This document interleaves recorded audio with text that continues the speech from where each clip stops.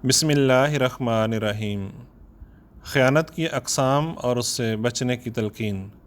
انتخاب از خطبہ جمعہ حضرت خلیفۃ المسیح الخامس ایدہ اللہ تعالی بنصرہ العزیز فرمودہ 6 فروری 2004۔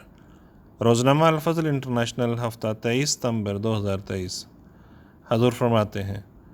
یا ایھا الذین آمنوا لا تخونوا اللہ والرسول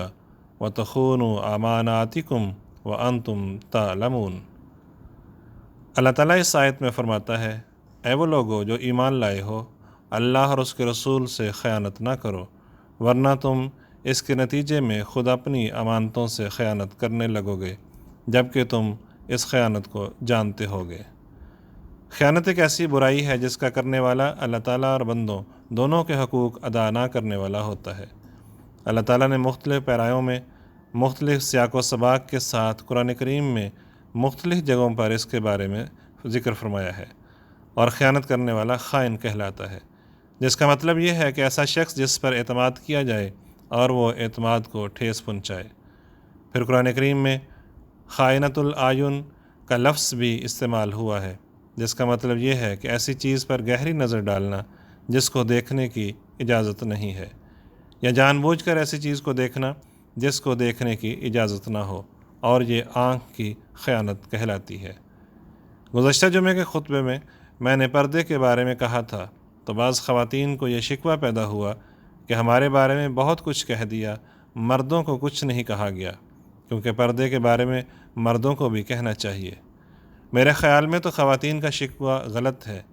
کیونکہ غض بصر کے بارے میں نے کھل کر بات کی تھی اور بڑی وضاحت سے بتایا تھا، اور مختلف حوالوں سے مردوں کو بھی اس طرف توجہ دلائی تھی اور سمجھایا تھا۔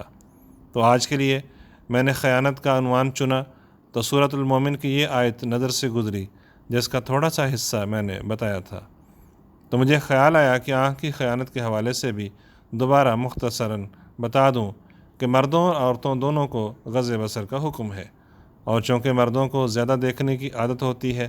اس لیے ان کو بہرحال غض بصر سے زیادہ کام لینا چاہیے،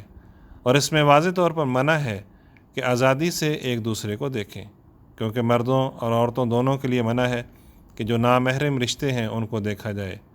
اور اگر وہ اس طرح کرتے ہیں تو یہ بات بھی آنکھ کی خیانت کے زمرے میں آتی ہے۔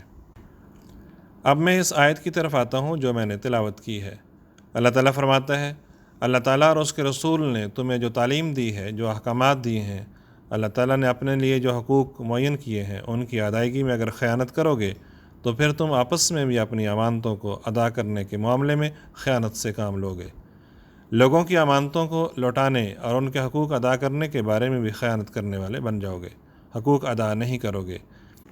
اس لیے ہر دو قسم کے حقوق یعنی خدا تعالیٰ کے اور بندوں کے حقوق ادا کرنے کے لیے تمہیں صاف ستھرا اور کھرا ہونا ہوگا۔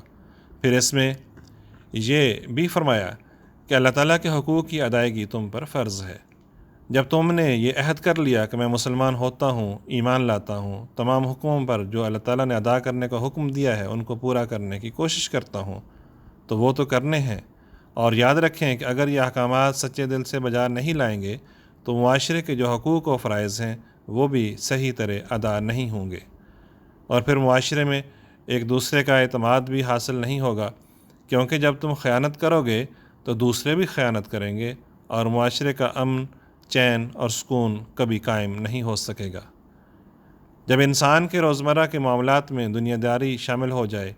اور جب یہ خیال پیدا ہو جائے کہ جھوٹ، فریب اور دھوکے کے بغیر میں اپنے کاروبار میں یا کام میں کامیاب نہیں ہو سکتا، تو پھر انسان اپنے ارد گرد ایسا گروہ بنا لیتا ہے جو غلط گماش کے لوگوں کا ہوتا ہے، تاکہ بوقت ضرورت ایک دوسرے کے کام آ سکیں۔ چنانچہ دیکھیں آج کل دنیا داروں میں ہر جگہ یہی چیز ہے۔ ایسے لوگوں میں جب کوئی شخص غلط کام کرتا ہے تو صرف اپنے سردار کے پاس، اپنے سربراہ کے پاس آتا ہے، یا ہمارے ملکوں میں ذمہ دارہ رواج ہے وہ ڈیروں کے پاس چلے جاتے ہیں تاکہ وہ ان کو قانون سے بچائیں، اور پھر یہ لوگ ان کو قانون سے بچانے کے لیے ایڑی چوٹی کا زور لگا رہے ہوتے ہیں، بڑی بڑی سفارشیں کروائی جاتی ہیں، اور جو بیچارے شریف آدمی ہوں جن کی غلطی بھی نہ ہو، اور کوشش یہ ہوتی ہے کہ ان کو پھنسا دیا جائے اور غلط قسم کے لوگوں کو بچا لیا جائے۔ رشوتیں دی جاتی ہیں کہ ہمارا آدمی بچ جائے، چاہے بے گناہ آدمی کو سزا ہو جائے۔ حالانکہ حکم تو یہ ہے کہ اگر کوئی چور ہے، بے ایمان ہے، تو تم نے کوئی سفارش نہیں کرنی۔ حضرت صلی اللہ علیہ وآلہ وسلم کی یہ بات پیش نظر رکھتے جب ایک عورت کی سفارش کی گئی چوری کے الزام میں، تو حضرت صلی اللہ علیہ وآلہ وسلم نے فرمایا کہ تم سے پہلی امتیں اس لیے تباہ ہوئیں کہ وہ اپنے چھوٹوں کو سزا دیا کرتی تھیں اور بڑوں کو بچا لیا کرتی تھیں۔ تو فرمایا کہ اگر میری بیٹی فاطمہ بھی چوری کرتی تو میں اس کا بھی ہاتھ کاٹ دیتا۔ تو یہ ہے اسوہ امانت کو صحیح طور پر ادا کرنے کا اور خیانت سے بچنے کا، اور یہی تعلیم ہے جس کو لے کر جماعت احمدیہ کھڑی ہوئی ہے۔ بس ہر احمدی کا فرض ہے کہ اس معاشرے میں بڑا پھونک پھونک کر قدم رکھے۔ ہم نے معاشرے کی برائیوں سے اپنے آپ کو بچانا بھی ہے اور اپنے اندر امانت ادا کرنے کے حکم کو جاری اور قائم بھی رکھنا ہے۔ وَلَا تُجَادِلْ عَنِ الَّذِينَ يَخْتَانُونَ أَنفُسَهُمْ إِنَّ اللَّهَ لَا يُحِبُّ مَنْ كَانَ خَوَّانًا أَثِيمًا، اور لوگوں کی طرف سے بحث نہ کر جو اپنے نفسوں سے خیانت کرتے ہیں، یقیناً اللہ سخت خیانت کرنے والے گناہگار کو پسند نہیں کرتا۔ آواز نعیم احمد باجوہ۔